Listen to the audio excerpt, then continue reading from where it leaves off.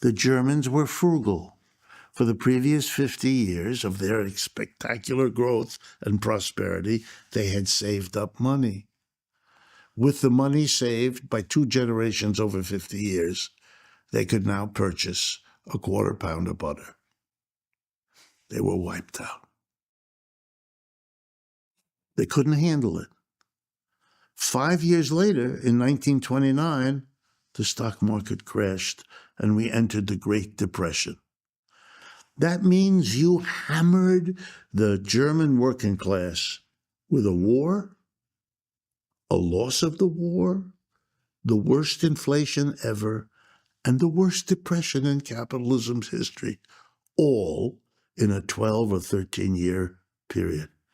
It was too much, and they went crazy. And the proof of it is they turned to a non-German, non-blue-eyed blonde, non-tall person from Austria and said, "You will save us." Adolf Hitler. When does he take power? January of 1933.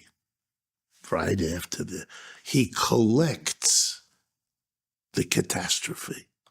In the last 2 elections of 1932, before he takes office, the country split right down the middle. Half went to the old German middle-of-the-road political parties, and the other half split between the Socialist Party and the Communist Party. And the business community held a meeting, of which there are records, which I used in my writing. What are we going to do? Both sides denounced capitalism on the grounds it had brought war. It had been responsible for the reparation.